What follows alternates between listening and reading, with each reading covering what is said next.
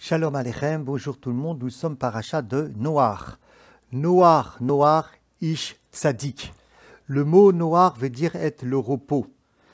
Alors on peut bien sûr donner plusieurs explications à cette répétition. Pourquoi est-ce qu'il est décrit deux fois le mot Noach, la paix, le repos. Mais une des explications que je vous propose, c'est qu'il a fait la paix entre sa réalité humaine et sa réalité spirituelle, entre son monde intérieur spirituel et son monde intérieur humain. Ils étaient plus en conflit. C'est noir dans le monde spirituel et noir dans le monde matériel, mais dans son intériorité. Il n'était pas en conflit, c'était pas, j'allais dire à la limite comme schizophrène, c'était pas un combat, c'était pas l'un contre l'autre. Et il y a énormément de choses dans cette parachat de Noach, bien évidemment. On ne pourra pas encore une fois tout raconter, mais je voudrais attirer votre attention sur un verset. Vaidaber Elohim el Noach les morts. Tse mina teva. Dieu a dit à Noé de sortir de la teva. Donc c'est le Bereshit, le chapitre 8, et le verset 15 et 16. Quand il y avait le déluge, Dieu a demandé à Noé de rentrer dans la teva.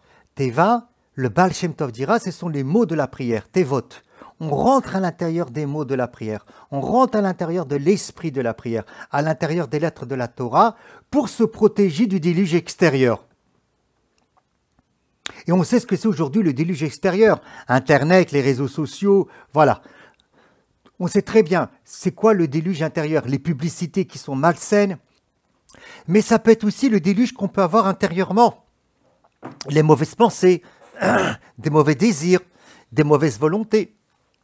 On rentre dans la Teva, on passe un temps dans la Teva, on passe un temps dans l'arche, dans l'esprit de la lettre de la Torah, dans l'esprit de la lettre de la prière, pour capter, pour se nourrir du flux divin qui se trouve à l'intérieur des lettres de la prière, surtout que c'est un dialogue avec le Créateur, et à l'intérieur des lettres de la Torah, parce que même en étudiant, je suis en train aussi de dialoguer avec le Créateur, et le Créateur dialogue avec moi. Mais est-ce que c'est le but? Est-ce que c'est la finalité de se renfermer? Non, pas du tout. La finalité, c'est Tse la Teva. Sors. Mais pour faire quoi sors? Je vais me faire influencer par les réseaux sociaux, par la société, par l'assimilation, par tout ce qui se passe dans le monde. Quand est-ce que je risque d'être influencé? Quand la nature a horreur du vide. Lorsque je suis dans un état, un mouvement de passivité, je reçois.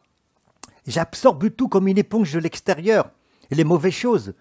Mais si je prends conscience de ma mission sur Terre, sache pourquoi tu es venu sur Terre. Chacun a une mission particulière, à part d'aimer le Créateur, bien évidemment, à part de le servir.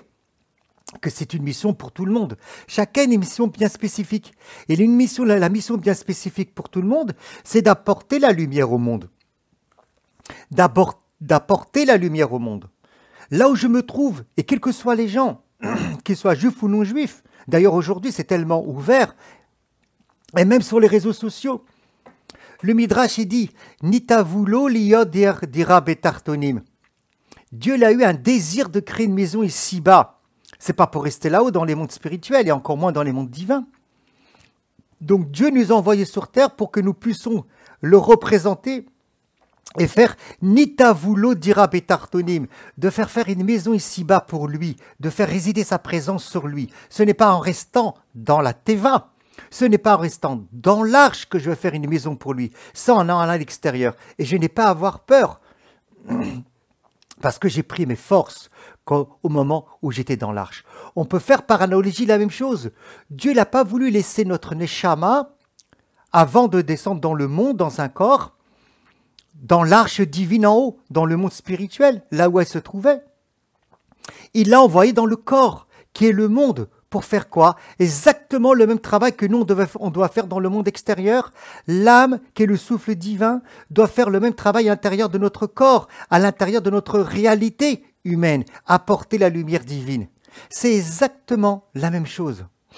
En prenant conscience de cela, nous allons être noirs, on sera en paix, on sera paisible, on n'aura pas peur du monde, on n'aura pas peur du monde extérieur, parce qu'on sera nourri de la Torah on se sera nourri de la prière, on se sera resté à un moment donné pendant l'arche pour apporter la lumière au monde. Et pas seulement sortir en disant « je sors pour aller travailler ». Même lorsque je sors pour travailler, je médite un passage de la Torah qui m'a touché ou un passage de la prière. Et puis il y a peut-être quelqu'un qui va venir me parler, et même un non-juif. Tout est Ashgacha Pratit, tout est providence divine. Prenons conscience, à travers cette paracha, que chacun de nous a une mission. À un moment donné, c'est Tse et la Teva. Sors, n'aie pas peur, sors de ta Teva, sors de la prière, sors des quatre coudées de la halacha, de la loi, sors de ton étude de la Torah, mais pour apporter la lumière au monde, pour apporter la présence divine au monde. Amen.